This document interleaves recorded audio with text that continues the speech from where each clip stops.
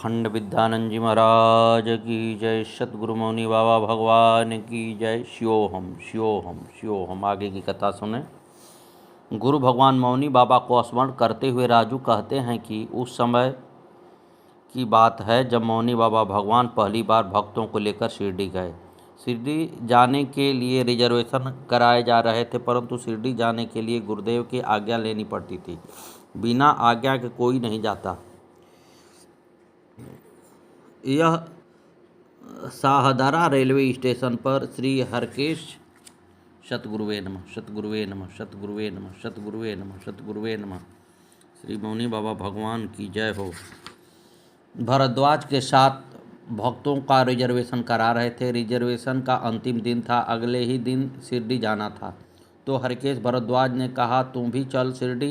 इन्होंने कहा गुरुदेव भगवान से आज्ञा नहीं ली है और कल तक आज्ञा लेकर भी नहीं जा सकते। इनकी इच्छा तो थी शिरडी जाने की, परंतु गुरु भगवान की आज्ञा नहीं थी, अतः ये रिजर्वेशन कराकर स्टेशन से बाहर आ गए।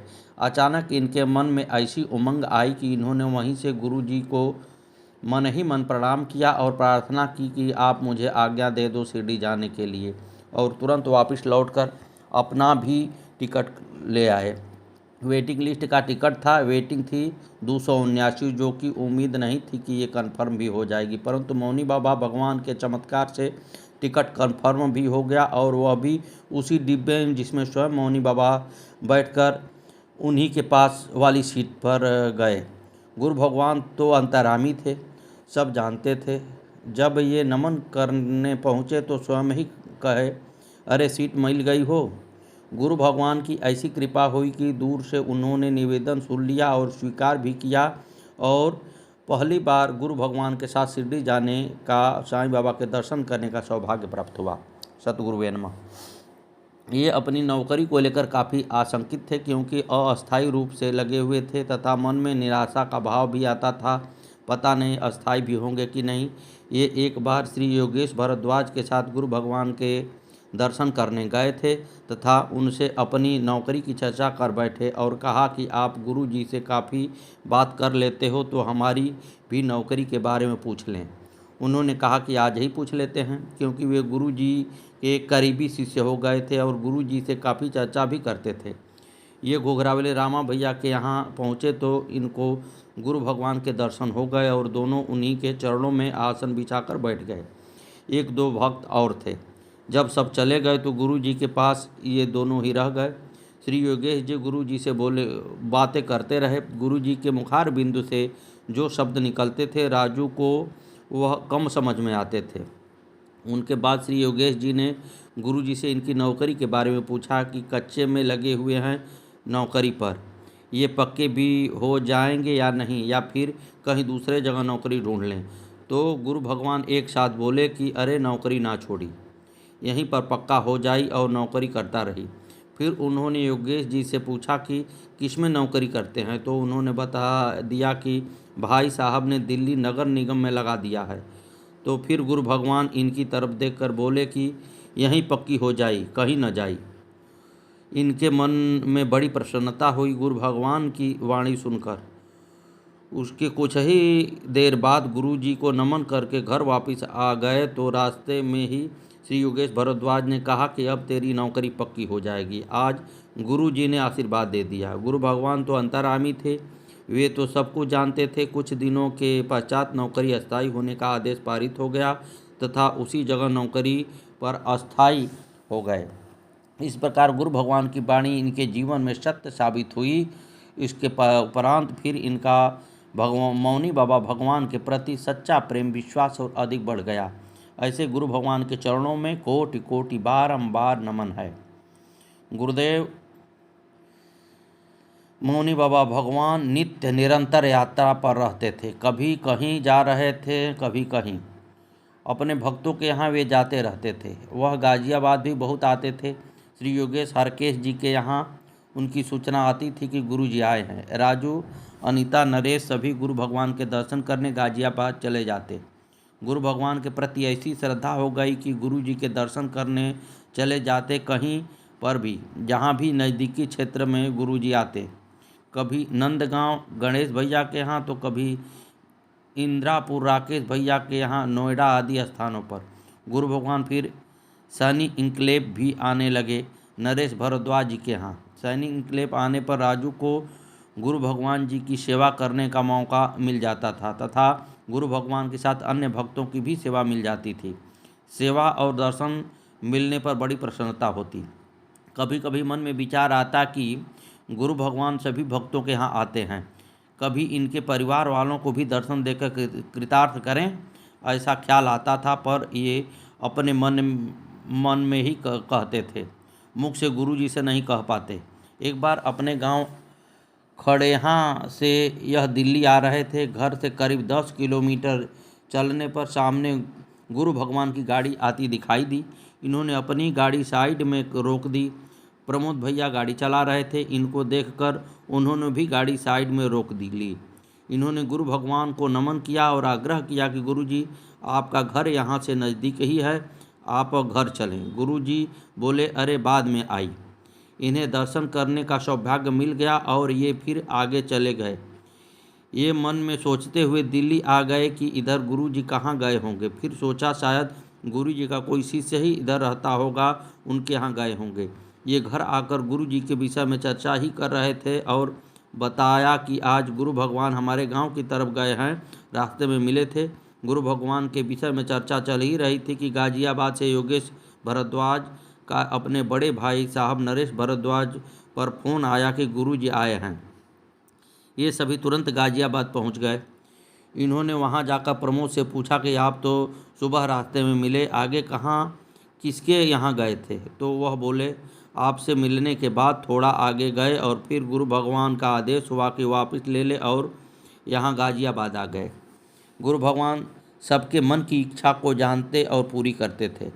ऐसे थे मौनी बाबा भगवान और उन्होंने मन की पुकार इनकी भी सुनी। एक दिन गुरु भगवान सैनी इनक्लेव श्री गणेश भारद्वाज जी के यहाँ आए हुए थे भक्तों के साथ। नरेश जी के परिवार के सभी लोग थे। खाना खाने के बाद गुरु जी आराम कर रहे थे। ये उनके पास आकर बैठ गए। सतगुरुवे नमः, सतगुरुवे नमः। गुरु भगवान इनकी तरफ देखकर बोले, अरे तुम्हारे यहाँ कब चली? इन्होंने भी कह दिया, गुरु जी आपकी इच्छा। तब गुरु जी बोले, तो आज ही चली। इन्होंने अंदर जाकर सभी को बताया, गुरु जी इनके गांव खंडेहरा चलने को कह रहे हैं। एक बार तो सभी को मजाक सा लगा। दोबारा पूछने पर गुरु जी कहने लगे कि लंबे से के यहाँ चली। गुरु भगवान ने उपस्थिति सभी को चलने को आदेश दिया। यह सभी गांव चल दिए। इन्होंने रास्ते से फ़ोन किया कि गुरु जी आ रहे हैं, आज घर पर व्यवस्था बना के रखना।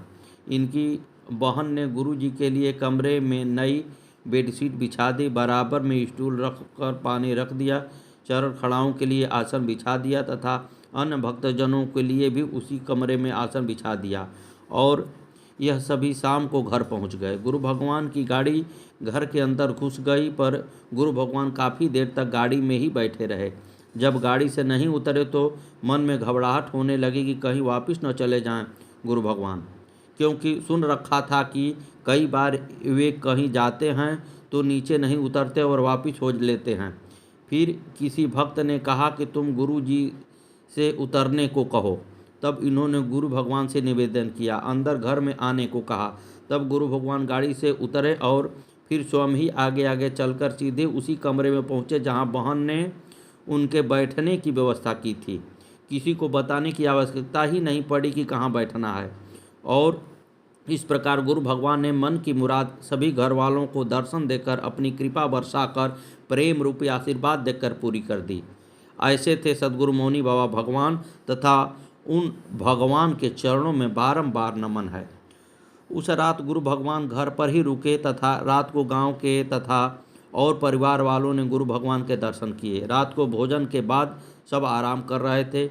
इनके बाबा अंदर कमरे में आए और बोले, मुझे गुरु जी के चरण स्पर्श करने हैं, गुरु जी से अनुमति ले लो। इन्होंने गुरु भगवान से कहा कि हमारे बाबा आपके चरण छूना चाहते हैं। गुरु जी कंबल ओढ़कर आराम कर रहे थे। वह तुरंत बैठ गए और पैरों से कंबल ऊपर खींच लिया और बोले, छू, खूब छू। राजू के बाबा ने चरण स्पर्श किए तथा कुछ देर बैठने के पश्चात सोने चले गए। ये भी गुरुजी के पास ही सो गए। अगले दिन गुरुजी चलने लगे तो इनके बाबा ने गुरुजी से दोबारा आने का निवेदन किया और गुरु भगवान ने स्वीकार कर लिया। शरीर छोड़ने के लगभग 1 वर्ष पूर्व अस्वस्थ होने के बावजूद भी वे दोबारा इनके घर पधारे। इस बार भी वह नरेश भारद्वाज जी के यहाँ से ही खंडहरा राजू के घर गए। इस बार राजू और नरेश भारद्वाज के पुत्र शशांक गुरु भगवान के साथ गए। रामा भैया और 1-2 भक्त और थे। इस बार गुरुजी एक रात रुके और अगले दिन चंडौस निकल गए। चलते समय गुरुजी कहने लगे कि बाबा को सुल्तानपुर साईं बाबा के दर्शन करा लाओ, आश्रम जाकर और शिरडी भी ले जाओ। फिर राजू ने गुरु भगवान के आदेश को पूरा किया। अपने बाबा को सुल्तानपुर आश्रम भी ले गए और बाबा व पिताजी को शिरडी भी ले गए। दोनों ने दोनों जगह साईं बाबा के दर्शन कर लिए। इसी प्रकार गुरु भगवान के साथ ये दोबारा शिरडी गए। यह अपने गांव गए हुए थे। गुरुजी का नरेश भारद्वाज, योगेश भारद्वाज और हरकेश भारद्वाज को परिवार के साथ शिरडी चलने का आदेश हुआ अपनी गाड़ी से, तथा इनको भी सूचना मिली कि गुरुजी का आदेश हुआ है कि ये अपनी पत्नी के साथ आ जाएं, शिरडी जाना है। इन्होंने पूछा कब, तो पता चला अगले ही दिन जाना है। तैयारी तो कुछ भी नहीं थी, परंतु गुरु भगवान का आदेश था। यह दोनों पति पत्नी अगले दिन बुलंदशहर पहुंच गए। ये सब भी उधर से आ गए। 2 गाड़ियों से अभी लोग गुरु भगवान के साथ शिरडी चले गए। एक गाड़ी में गुरुजी, श्री गजाधर स्वामी जी, रामा भैया का परिवार इत्यादि। दूसरी गाड़ी में नरेश भारद्वाज जी और परिवार और ये दोनों पति पत्नी बैठकर गए। रास्ते में एक पेट्रोल पंप पर गाड़ी में डीजल भरवा रहे थे तो पता चला एक गाड़ी की टंकी से डीजल रिस रहा है। ये ड्राइवर के साथ गाड़ी सही करवाने चले गए और उधर गुरुजी मौनी बाबा ने सभी लोगों से पेट्रोल पंप की परिक्रमा लगवानी शुरू कर दी। गुरुजी बोले, बैठे बैठे थक गई हो? अरे लगाई हो परिक्रमा, कौन मना कर सकता था। जब ये लौटे गाड़ी सही करा के तो सबको पेट्रोल पंप की परिक्रमा करते पाया। इस बार गुरु भगवान ने शिरडी में खड़ाऊँ भी चलाई। खड़ाऊँ चलने के बाद गुरु भगवान एक लिफाफे में प्रसाद भरने लगे। खूब सारा प्रसाद भर लिया। सबके मन में आया कि प्रसाद किसे देंगे। मौनी बाबा बीच बीच में सबकी ओर देख लेते। आखिर वह प्रसाद गुरु भगवान ने इनको दे दिया तथा गुरु भगवान के हाथों से प्रसाद मिलने पर इनकी खुशी का ठिकाना नहीं रहा। वे बहुत प्रसन्न हुए। उनके बाद ये हर वर्ष शिरडी जाने लगे। जिक्र को आगे बढ़ाते हुए ये बताते हैं कि एक बार ये दिल्ली घर पर अकेले थे। अनीता व नरेश भारद्वाज अपने परिवार के साथ माता कंगड़ा देवी जी गए हुए थे। उस दिन ये 1 जुलाई थी। ये सुबह जागने के बाद दोबारा सो गए क्योंकि काम तो कुछ था नहीं। कुछ देर सोने के बाद घर की घंटी बजी तो आकर बाहर देखा गुरु भगवान आए हुए हैं। जल्दी से दरवाज़ा खोला, गुरुजी के बैठने की व्यवस्था की तथा भक्तों ने भी इनका साथ दिया। अब मन में खुशी बहुत थी कि गुरुजी आ गए, पर एक चिंता थी कि भी हो रही थी कि खाने पीने का इंतजाम कैसे हो, क्योंकि घर पर इनके सिवा दूसरा कोई नहीं था। चलो फिर भी इन्होंने सभी को पीने के लिए जल दिया और नाश्ते के लिए पूछा, चाय या ठंडा। सभी ने ठंडा लाने के लिए बोल दिया। ये तुरंत नाश्ते का सामान ले आए। गुरु भगवान को भोग लगाकर अन्य भक्तों को भी दे दिया और वहीं बैठ गए। सभी भक्त कहने लगे कि आप भी नाश्ता कर लो, परंतु ये नहाए भी नहीं थे। घर में दीपक वगैरह भी नहीं जलाया था, इसलिए नहीं खा रहे थे। यह कहते हैं कि ये पूजा पाठ नहीं करते थे। एक बार ये गुरु भगवान के दर्शन करने घोघरावली गए थे योगेश जी के साथ। तब इन्होंने गुरु जी से गुरु मंत्र मांगा तो गुरु जी ने सतगुरुवे नमः, सतगुरुवे नमः, सतगुरुवे नमः, सतगुरुवे नमः बोले। अरे बाद में ले लियो। तब इन्होंने कहा, गुरु जी मुझ पर पूजा करनी नहीं आती है, कैसे करा करूं, उसके लिए बताओ। तब गुरु भगवान ने कहा कि सुबह नहाकर महावाक्य का जप कर लिया कर और आरती भी। हो गई पूजा। उसके बाद खाना खाई। इसलिए ये नहीं खा रहे थे। जब से गुरु जी ने बोला था तो ये तो नहाकर पूजा करके ही खाते थे। भक्त लोगों ने गुरु जी से बोला, गुरु जी ये नहीं खा रहे हैं। तो गुरु जी ने बोला, खाई। उन्होंने गुरु भगवान से कहा कि गुरु जी अभी तो मैं नहाया भी नहीं हूँ। तो गुरु भगवान एक साथ बोले, बगैर नहाए खाए जो खाना उससे प्रसन्न हुए भगवाना। सतगुरुवे नमः, सतगुरुवे नमः। आगे की कथा कल।